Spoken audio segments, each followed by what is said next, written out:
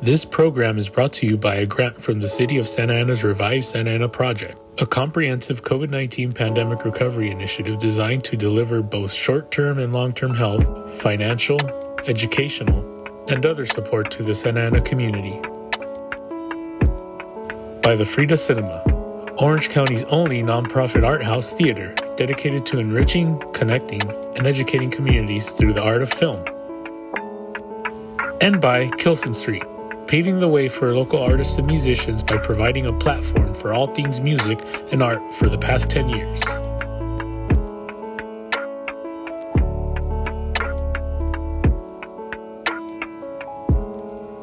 Hey y'all, thanks for being here.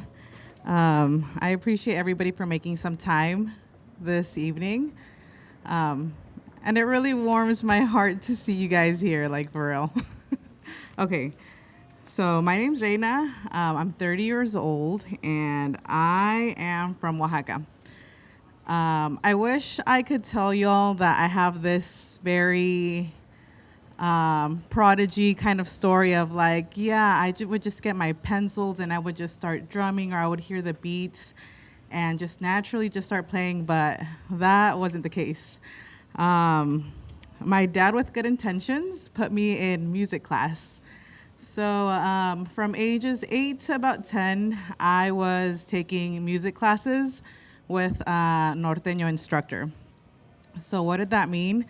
That meant Saturday mornings, instead of watching Recess or instead of sleeping in and watching Disney Channel, I was at drum practice.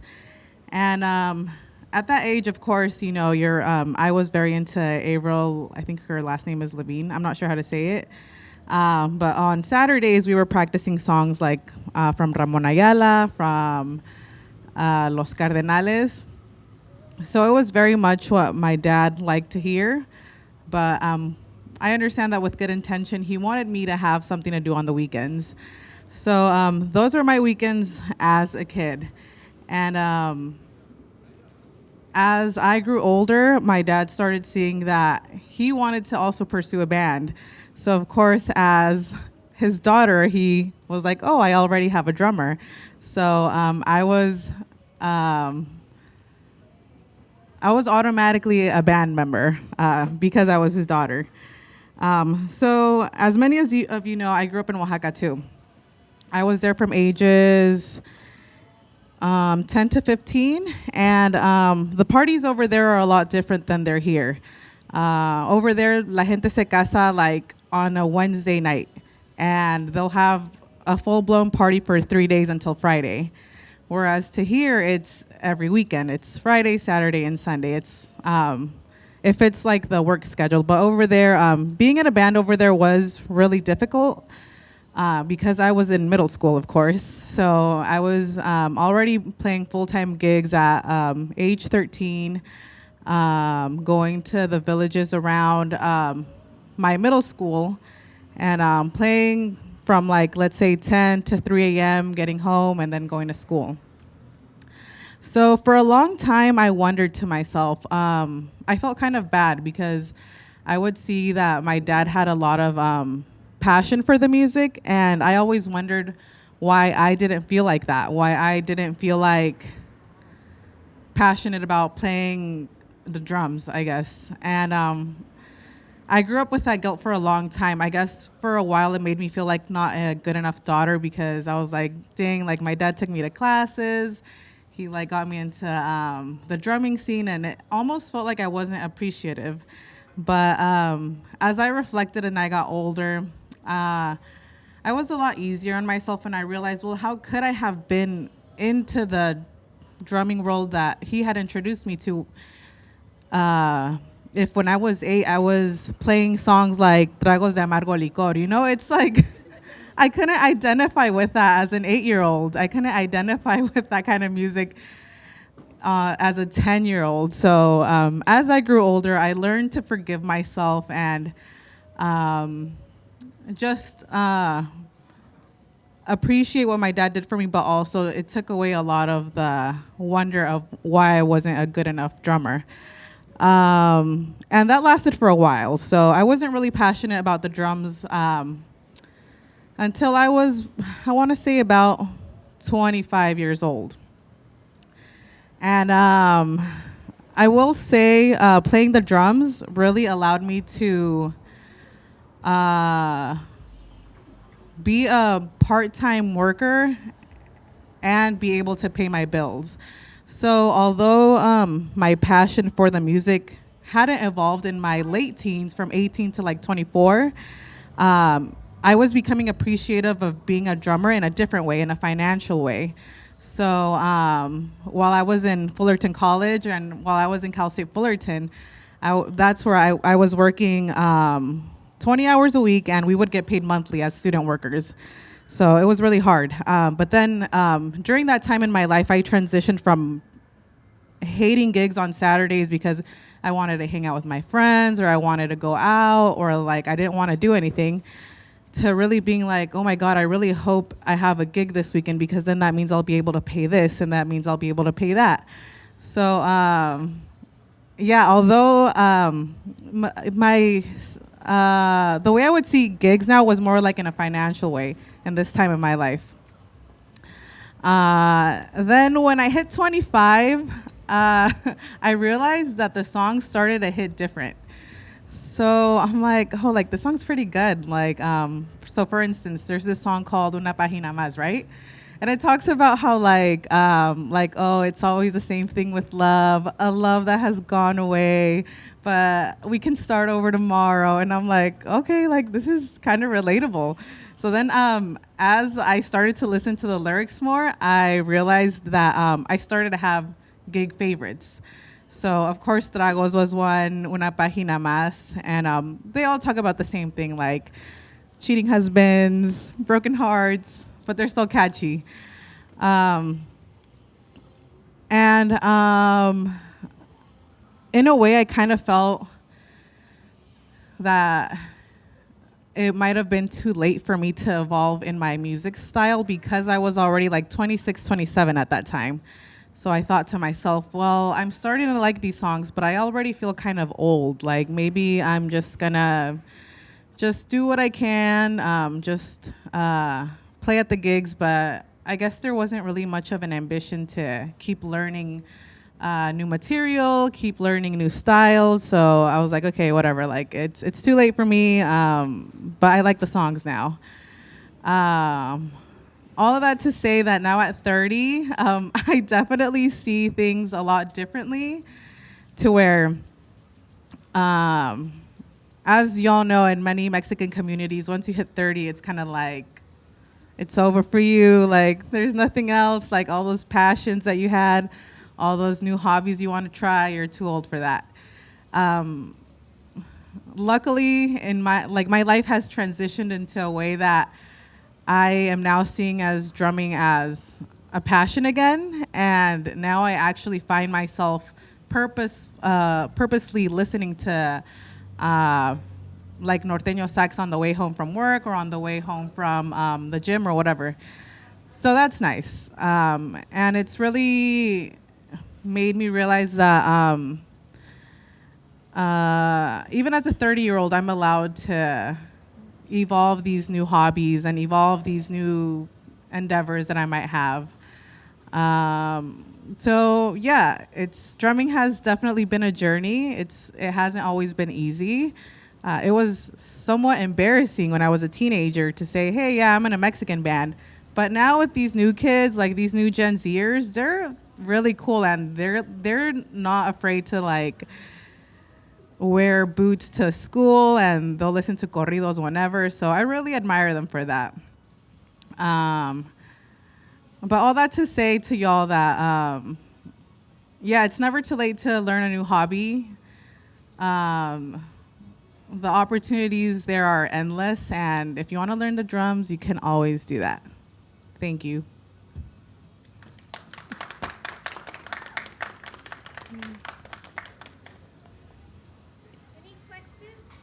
Yeah, questions.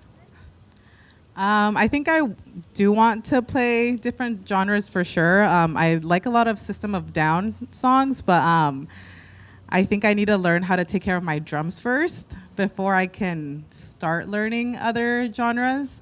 So with me wanting to actually take care of my kits now, it definitely opens the avenue to the different kind of gear that I could use for different genres. So I'm pretty excited about that. They do. They're so sweet. Sometimes I'll give them a drumstick and they'll start helping me play the drums. Most of them aren't really too chaotic. They're actually pretty shy, so they'll just like play a drum here and then. I've had a couple of parties where there's kids that actually know how to play Mexican music, so it's really cool. And they'll take over. I'll let them take over 3-4 songs, and the parents will like film them, and it's really nice to see that at a young age they want to do these things, whereas it took me a very long time to actually want to be the one playing. I already graduated. I have my BFA in graphic design, and I actually work there right now as a graphic designer. I actually do have a favorite drummer. His name is Mike. I'm not exactly sure of his last name, but he plays for Cumbre Norteña. And he used to be in Cumbre Norteña. He's with another band now. I'm not sure who. But he's really, really talented, and I love seeing his YouTube videos. If you just Google Mike Cumbre, he pops up. He's really talented. When I was younger, it was definitely, I don't want to say scary, but it can be because you're just surrounded by a lot of older men who most of the time are drunk and like are very demanding with like what they want to hear. And if you don't play the songs that they want to hear, it can get a little like, rowdy. But I think that's the biggest benefit of playing with my dad, that even though it felt like a little scary sometimes, I knew that he would always like step up if like something bad happened. Like about your mom, like I've seen her with the iPad and taking footage for Facebook. Like, I don't know, like, did she like just jump on that when she saw that was like a thing you guys could do to promote? My dad kind of asks everybody to help, so she involuntarily does it, but she still has fun coming with us. And she's gotten better with her skill with zooming in and zooming out. She's a pretty good videographer. My little sister was actually a drummer for a season. Yeah, but she's very she's very stern with her word. If she goes to a gig for 3 hours, that's it. Yeah. Even if they ask for another hour, 2 hours, she's like, nope, I'm done with my set, I'm leaving. And me, because I need money, I'm like, okay, that's mine. I think that's a very common occurrence. People will book us for 3-4 hours. The price is a little bit scary, but initially that's what they think their family can handle. But most of the time, when everybody's drunk or when everybody's like super hyped because of like we'll start playing guapangos and like zapateados, and it's like there's like no way the party's ending at 12. It's like 1 or 2 a.m. and then it's like, okay, now we're done. But not because they want to. Most of the time, they'll leave the radio on, and because they can't keep paying us, they'll be like, okay, that's fine. But yeah, a lot of people like to party, and I really appreciate the, I guess, SoCal community that is always down to party. I think in Pico Rivera, it would be cool. It looks like it gets a good crowd, and it would just be fun to meet other musicians as we get on and off stage. So I think that would be a really cool place. I think so, and I'm actually kind of realizing that I'm kind of like my dad, because I like climbing now, and I've taken almost everybody here climbing, and I'm taking Ariana and Vanessa soon with me, so I kind of just like pull everybody with me. It's definitely hard to balance, because now that I actually make time to practice the drums and coordinate with all of the rest of the musicians, it's a lot of planning, and yeah, it really makes me realize how time just flies by, and the more hobbies I want to try, the more I realize that I have to plan around there. And that's another thing that, I really want to highlight my other musicians that play with me, like my dad, for instance. It's kind of like a family band. We're all from the same village in Oaxaca, and we all speak Zapoteco. Well, I understand it. I speak it very choppy, but I'm working on that. And yeah, everybody learned by ear. So that's definitely something I always admire of Mexican bands in the area, that it's a lot of ear, and it's a lot of learning how to have good timing by yourself. So it's definitely very admirable.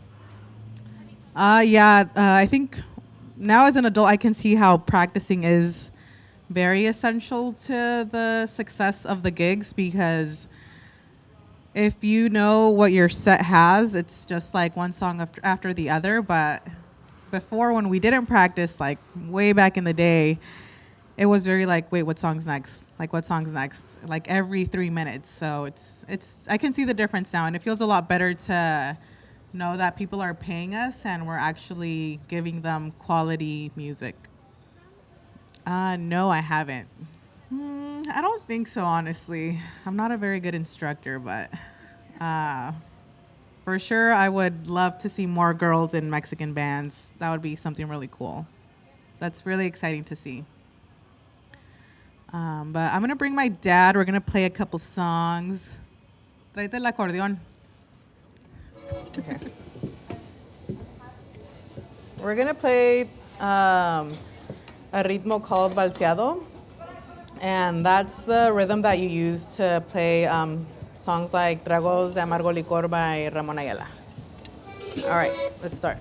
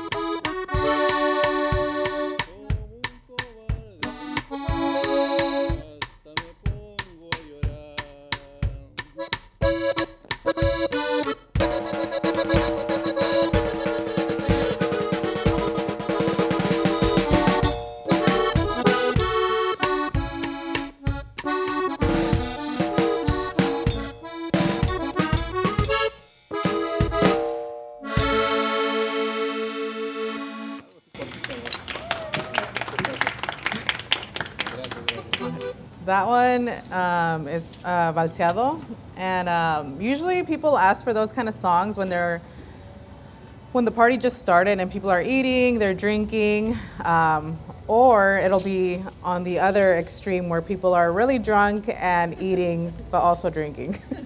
So it's either at the beginning or at the end when people really ask for these kind of songs. We can play a norteña next. ¿Cuál sale? So norteña is more of a, I'm not exactly sure how to explain it, but it's a faster rhythm, and it's usually more for like dancing and like swirls and all that. We can start off with this song. It's, what? Okay. Okay, let's start.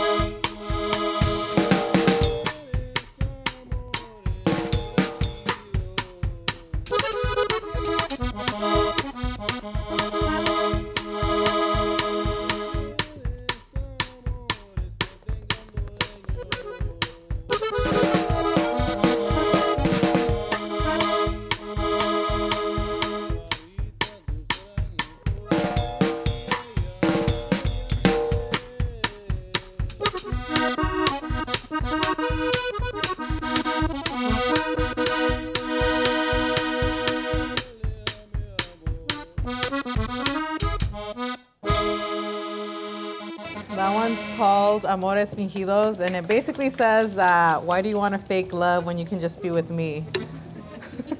That's what all these songs talk about. Now we're gonna play a cumbia. We can play El Moño Colorado. Okay, so we're gonna play La Yaquecita.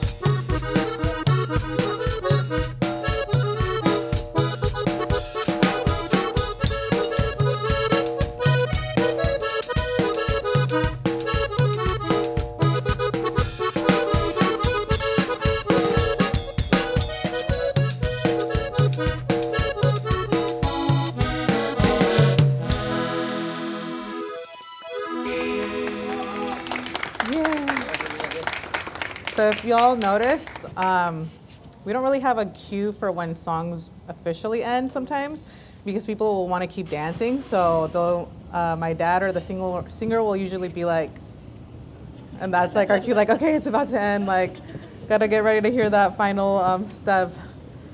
So that was cumbias. I didn't learn how to really play huapangos until we became a Norteño sax band. And that was about 2 years ago. Right before the pandemic. So I didn't learn how to play huapangos until I was 28 or 29. And that's what really started encouraging me to maybe, learn another thing. So we'll play a huapango right now. And it's kind of like a zapateado, but we'll show the difference. And zapateado. We'll do zapateado first, because that's what my dad can think of right now. So this is zapateado, and it's, I'll show you all the differences.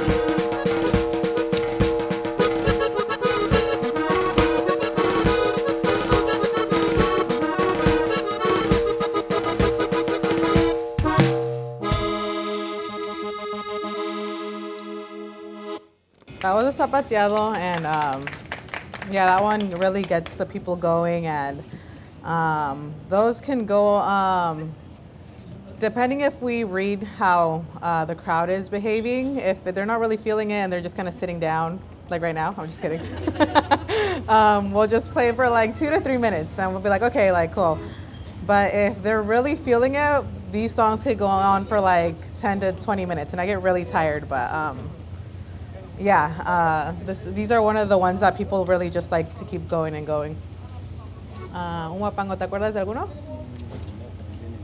A ver, ¿cuál será? So guapangos are more like with the norteño sax, but we can play a zapateado and put a guapango beat on it. Toca un zapateado y luego yo le pongo guapango. Aunque el mismo. Yeah, ese. Ready?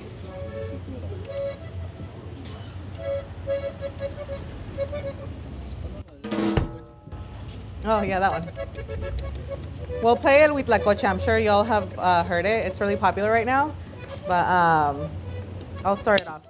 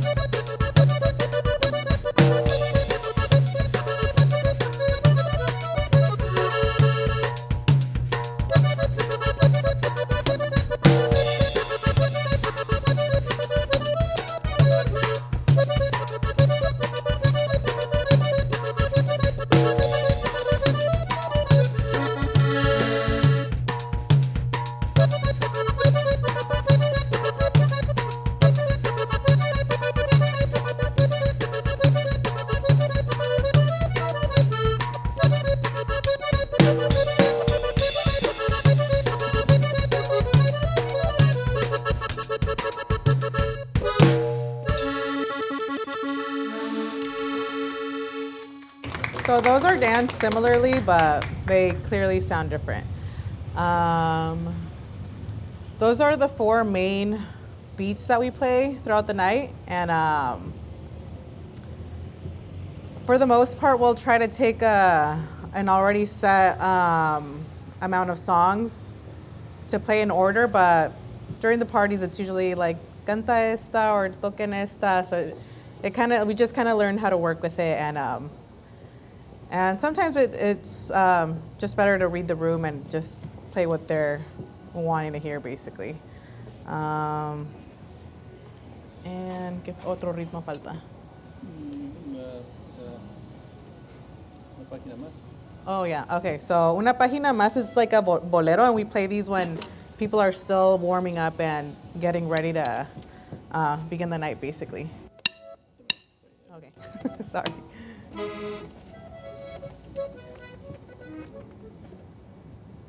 Ready? You don't have to sing it. Okay. Yeah. Yeah, we know too many songs. Sometimes we don't remember how they start. I'm like, wait, how does that one start?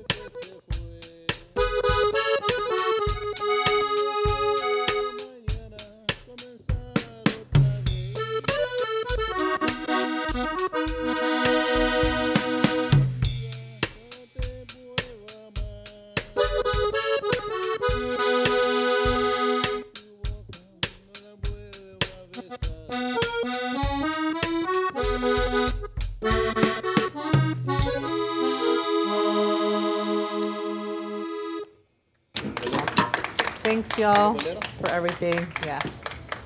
We appreciate you guys. This is my dad. Pues creo que introduce yourself antes de que nos vayamos. Gracias, buenas noches a todos. Gracias por estar presentes aquí. Pues soy Julio Pérez, soy papá de Reyna, y está mi esposa Juana ahí enfrente, grabándonos esta vez. Y pues agradezco a ella también por estar todavía con nosotros en la música. Éramos 4 de la familia antes, mi hijo el mayor, cuando iniciamos el primer grupo. Éramos los emigrantes del norte, de primera vez que empezamos con la música. Mi hijo el mayor, luego sigue la otra, una niña, ya actualmente ya tiene sus 30 y tantos ahorita ya. Ya no es una niña. Ya es Leticia. Ya esta Reina es la tercera. La tercera niña. Sí, a sus 30 añitos ya. Mi hija Jasmine está ahí. Ay, es la última, es la más pequeñita. Sí. Y también le aprendió a tocar batería, pero ya no quiso seguir con nosotros. Ya no le gustó estar en público. Sí, gracias por estar con nosotros. Nosotros seguimos todavía trabajando como Incrédulos del Norte. Ahorita cambiamos de nombre hace poquito. Hace un año, un poquito más. Ahorita ya por el motivo de que tocamos música con saxofón esa vez, más como diría, más actualizado, y diría yo, pues cambiamos de estilo. Antes éramos solamente norteño, ahorita ya es música acordeón con saxofón, y pues ya es otro público, otro más o menos, otro tipo de forma de bailar también.